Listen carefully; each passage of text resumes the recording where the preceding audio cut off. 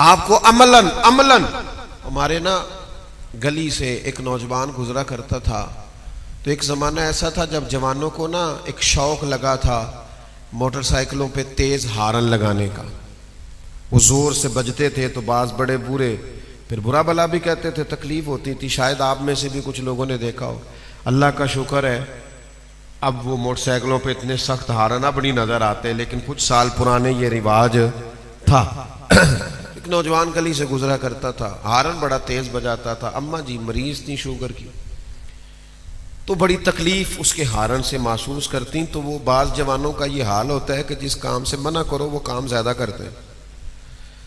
تو اس کو ایک آدھ دفعہ ہمارے گھر سے شکایت گئی, تو اب اس نے پکا پروگرام بنا لیا کہ اس دروازے پہ ضرور بجانا ہے. تو ایک دو دفعہ سخت سست بھی اسے کہا, بات جھگڑے تک بھی آئی, لیکن وہ بس نادان تھا, وہ ضرور بجاتا. پھر کچھ وقت گزرا, ٹائم بیتا, کچھ مہینے کچھ سال, اس نے وہ کام چھوڑ دیا. ہارن بھی اس نے صحیح والا لگوا لیا اور خاموشی سے گزرنا شروع کر دیا. تو شرارتی شرارت نہ کرے پھر بھی ٹینشن ہوتی ہے کہ اب کیوں نہیں کر رہا, لوگ وجہ بھی جاننا چاہتے ہیں.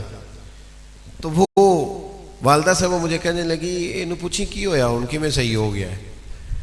تو میں نے اسے ایک دن کھڑا کر لیا, میں نے کہا خیر ہے جناب, بدلے بدلے سے میری سرکار نظر آتے ہیں, پہلے تو آپ اس طرح کے نہیں تھے. تو وہ شخص نہایت سنجیدگی سے کھڑا ہوا. اب اس نے نہایت سنجیدگی سے بات بتائی, کہنے لگا میرے گھر میں نا بیٹی پیدا ہوئی ہے, اور میری والدہ نے مجھے کہا ہے پتر تیاں دے پیو انج دیاں حرکتاں نہیں کرتے, تو بیٹی کا باپ. بس میں سمجھ گیا. اب اس کے بعد چھوڑ دی ساری چیزیں, بیٹی کا باپ. اللہ کرے آپ کو اور مجھے سمجھ آئے ان چیزوں کی. جب بچے ہو جائیں پھر انسان کا کردار عمل, آپ کو پتہ ہے جب ماں باپ لڑتے ہیں تو بچوں کی کیفیت کیا ہوتی ہے. ڈاکٹر کہتے ہیں سب سے زیادہ ڈپریشن کا شکار وہ بچے ہوتے ہیں جن کے ماں باپ سخت لڑائی کرتے ہیں. آپ اپنے بچوں کی کیفیت دیکھیں, روتے کس طرح سے, کانپتے کس طرح سے. یا والدین لڑائی کرتے ہیں, آپ اپنی انا کی خاطر اپنے بچوں کو تکلیف دے رہے ہیں. تھوڑی دیر کے لیے ہارنے کو تیار نہیں, اولاد ٹوٹ گئی, بکھر گئی, تکلیف میں آ گئی. اللہ کے محبوب علیہ الصلوۃ والسلام نے ٹائم بھی دیا, محبت بھی کی, اور پھر تربیت بھی فرمائی. تربیت صحیح بخاری میں آپ کو ملے گا, صدقے کی کھجوریں پڑی تھی. امام حسین نے ایک کھجور اٹھا کے منہ میں رکھ لی تو اللہ کے رسول نے انگلی ڈال کے نکال دی. فرمایا بیٹا میری اولاد کے لیے اللہ نے اسے جائز نہیں رکھا, تو بھی مہربانی کرنا, تیرے محبوب کا طریقہ ہے, جو تیرے بچے کے لیے جائز نہیں وہ انگلی ڈال کے باہر نکال دے, خبردار بچے کے حلق سے گزرنے نہ دینا. فقط وہ روزی کھلانا جو اس کے لیے جائز ہے. اس کو بتا کہ بیٹا مزیدار کھانا نہ ہوٹل کا ہوتا ہے, نہ فاسٹ فوڈ کا ہوتا ہے, نہ مہنگے جگہ سے خریدا ہوا ہوتا ہے. انہیں بتاؤ کہ مزیدار کھانا صرف ہوتا ہے جو حلال کی کمائی سے آتا ہے, جس میں کسی کا حق شامل نہیں ہوتا, کسی کی بددعا. وہ حلال طیب ہوتا ہے, وہ مزیدار ہوتا ہے. فقط میں ایک دفعہ اپنے ابا جی نو کیا, میں کہ ابا جی تانوں کھانے چ کی پسند ہے؟ فرمان لگے پتر جے تے لگی ہوئے بھوک تے پھر ہر شے پسند ہے, تے جے نہ لگی ہوئے تے پھر کوئی چیز بھی مزہ. بھوک لگ جائے کبھی دوپہر میں اور گھر میں روٹی تازی پک جائے اور اچار گھر کا ہو تو اتنا مزہ کوئی اور شاید دیتی ہی نہیں. شرط یہ ہے کہ بھوک ہو. تو اپنی طبیعت میں ان چیزوں کی طلب پیدا نہ کرو جو کھانے کے بعد سینے پہ کھڑی ہو جاتی, جو کھانے کے بعد دعائی کا مطالبہ کرتی. حلال اور طیب یہ نبی پاک علیہ السلام نے سبق دیا. کتنی سہولتیں ڈھونڈ رہے ہیں ہم اپنی اولاد کے لیے.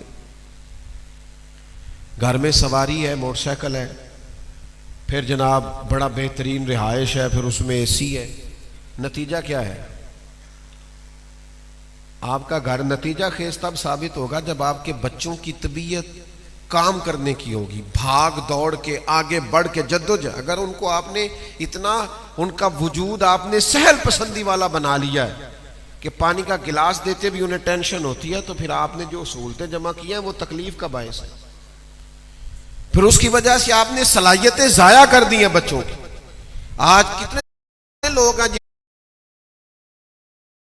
جن سے پوچھیں کہ بیٹی کے بارے میں کچھ بتائیں تو ہر دوسرے آدمی کی بیٹی دکھی ہے. جاگ رہے ہیں آپ لوگ؟ ہر دوسرے آدمی کی بیٹی دکھی ہے. بڑی تکلیف ہے جی، بڑی آزمائش ہے جی، بڑی پریشانی ہے. سب لوگ پریشان ہیں، رونا رو رہے ہیں. اتنا زیادہ آپ لوگ ماشاءاللہ آئے ہیں. اتنے بڑے لوگوں میں سے کیا کوئی ایک شخص بھی یہ بتا سکتا ہے کہ میری بیٹی اتنا کام کرتی ہے کہ اس کے ہاتھوں میں چھالے پڑ جائیں؟ ہر آدمی یہ تو کہہ رہا ہے بڑی غریبی ہے، بڑی پریشانی ہے، بڑے دکھ ہیں. اتنا کام بھی کسی کی بیٹی کرتی ہے کہ دست مبارک میں ہاتھوں میں چھالے پڑ جائیں؟ لیکن کائنات کی سب سے شانوں والی بیٹی تو کرتی تھی. سیدہ طیبہ طاہرہ جان احمد کی راحت پہ لاکھوں سلام. تو اتنا کام کرتی تھی، ہاتھوں میں چھالے پڑ جاتے. وہ تو جھاڑو دیتی تھی، آٹا گوندتی تھی، گھر میں لیپا پوتی کرتی تھی، چکی پیس کے. شاید آج کا تگڑا جوان سہولیات کے زمانے میں چکی نہ چلا سکے، سیدہ پاک چکی پیس کے اس سے اپنے بچوں کو کھانا دیتی تھی. کہاں کھڑے ہیں میں اور آپ؟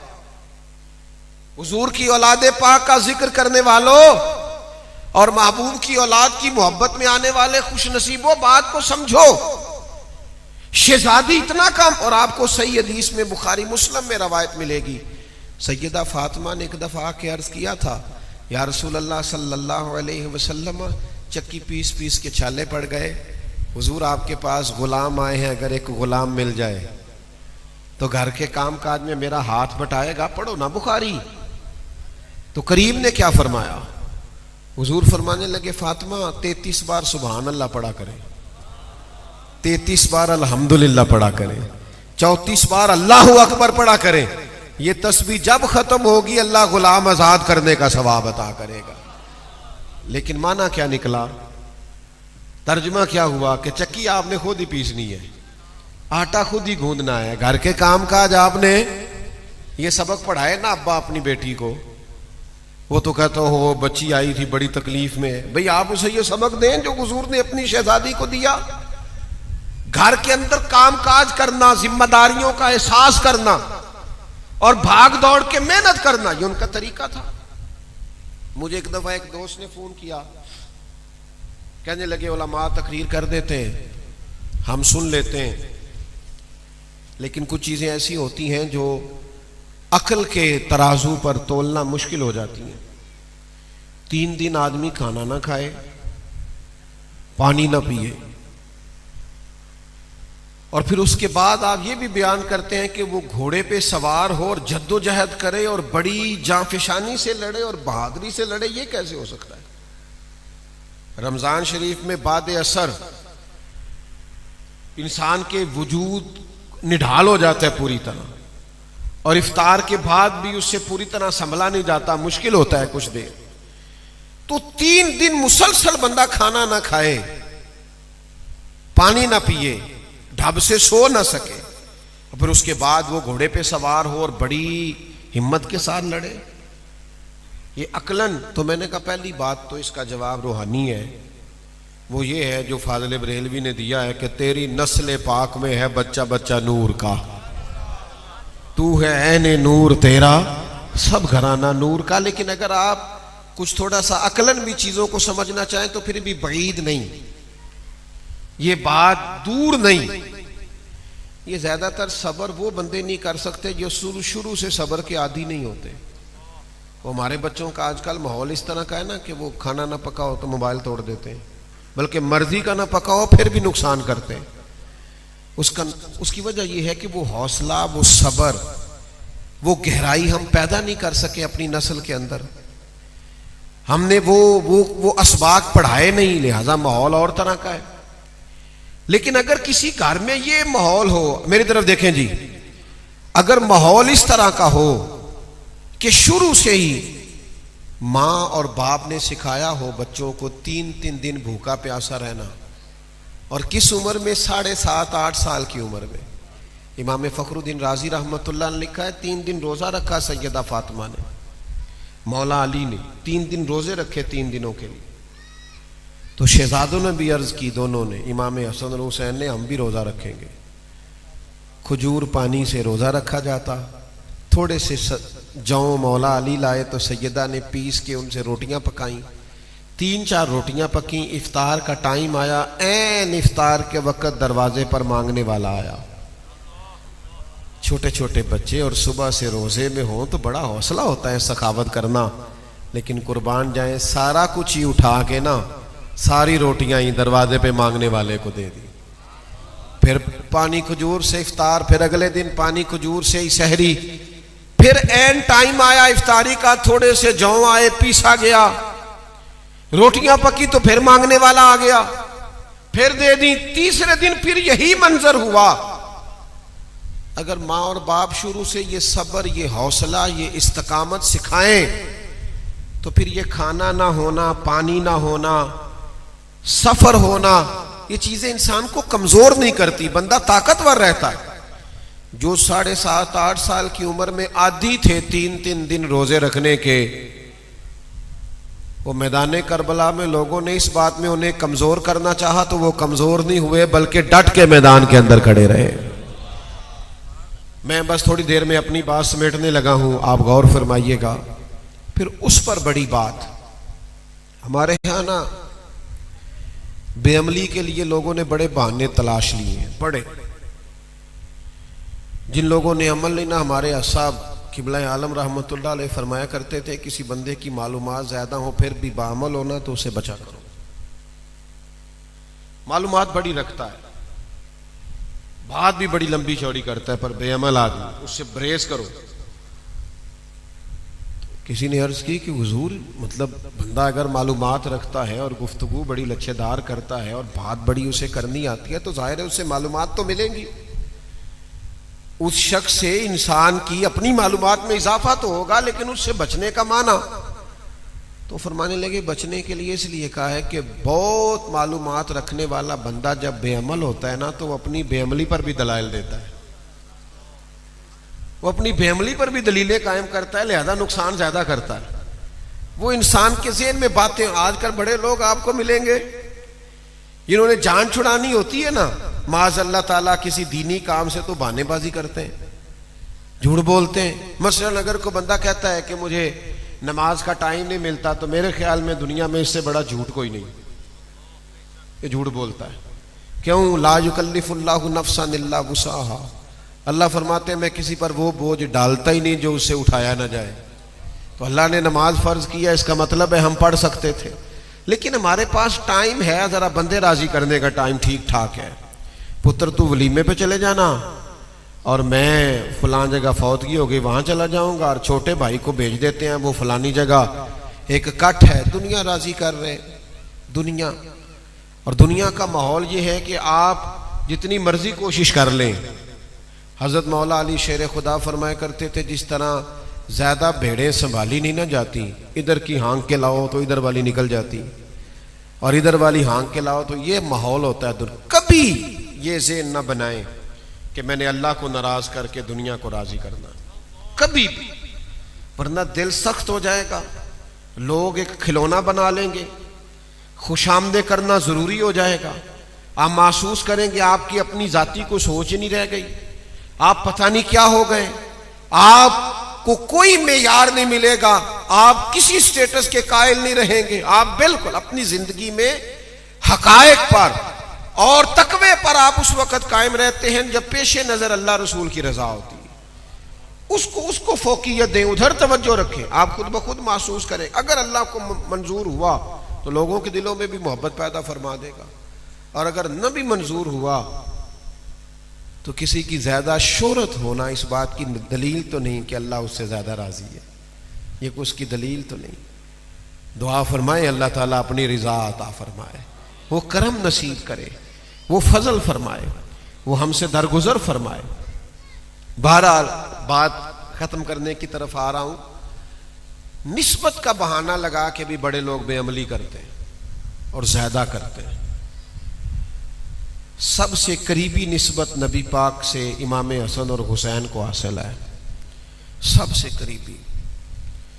لیکن جتنا سجدوں سے پیار میرے نبی کے گھر والوں کو ہے نا، جتنا 25 حج کیا امام حسن اور حسین نے مدینہ طیبہ سے مکہ مکرمہ پیدل جا کے، 25 حج، سواریاں موجود ہوتی تھی، لیکن فرماتے تھے اس کی بارگاہ میں حاضری دینا ہے تو پیدل جانے کو جی چاہتا ہے. انہوں نے عبادات کے ساتھ اپنے آپ کو، سارا دن حضرت فاطمہ کام کاج کرتی، بچوں کو سنبھالتی، ڈیوٹی کرتی، چکی پیستی. امام حسن کہتے ہیں لوگ سو جاتے اور پاک رسول کی پاک بیٹی مصلی بچھا لیتی، پھر اپنے رب کو یاد کرتی، پھر دعائیں مانگتی، پھر اس کے حضور حاضری دیتی. آپ کو پتہ ہے ساری دولتیں ہونے کے باوجود لوگ پریشان کیوں رہتے ہیں، بے قرار اور بے چین کیوں رہتے ہیں؟ اس طرح آپ کا وجود کھانا اور نیند مانگتا ہے، پانی مانگتا ہے، اسی طرح آپ کی روح عبادت مانگتی ہے، آپ کی پیشانی سجدہ مانگتی. آپ لمبی دعائیں کریں. یہ جو ٹینشنیں لوگوں کو بتاتے ہو اور پھر وہ بعد میں مذاق بناتے ہیں کہ فلانا بھی آیا تھا جی میں کدھر کدھر جاؤں، ہمارے دین نے ہمیں کہا ہے نہ بتا لوگوں کو، تو اللہ رسول کو بتا، وہاں بتا جہاں تیرا راز بھی رکھا جائے گا، تیری عزت بھی قائم رہے. ذاتی اور نجی دکھ کبھی دنیا داروں سے نہ کرے، رب رسول سے کرے، کرم نوازی ہو جائے گی، فضل ہو جائے. لمبی دعائیں مانگنا، اللہ کی بارگاہ میں حاضری دینا اور اپنے آپ کو مصلی سے وابستہ رکھنا، یہ حضور کی اولاد پاک کا طریقہ ہے. ہماری ہر شے آباد ہے. مجھے ایک دوست نے تھوڑے دن پہلے ایک مجاہدہ پوچھا، کہنے لگا کوئی مجاہدہ بتائیں. میں نے کہا مجاہدہ یہ ہے کہ آپ نے 30 منٹ موبائل کو ہاتھ نہیں لگانا، لیکن وہ ناکام ہو گیا 12 منٹ کے بعد. کیا زندگی ساری سکرینوں کے اندر ہے؟ اب تو ڈاکٹر کہنے لگے ہیں لوگوں کی نیند نہیں پوری ہوتی کیونکہ موبائل تکیے کے نیچے ہوتا ہے، ہر وقت وہ دماغ میں چلتا ہے، اس سے جان چھوٹے گی. تو نماز کے دوران بھی میں دوستوں سے کہا کرتا ہوں کہ نماز پڑھنے لگو تو اسے سائلنٹ بھی نہ کرنا، اسے بند کرنا، چونکہ یہ ہلے گا تو پھر بھی توجہ تقسیم ہوگی، خیالات بکھریں گے. خدا را کچھ وقت اللہ رسول کی بارگاہ میں گزارے، اپنے معاملات اپنے رب کی بارگاہ میں عرض کریں. کس طرح زندگی کے شب و روز گزریں گے اگر روحانی طور پر کمزور ہو گئے؟ 9-10 محرم کی درمیانی رات عمر ابن سعد نے آ کے کہا امام علی مقام سے 2 ہی باتیں ہیں، یہاں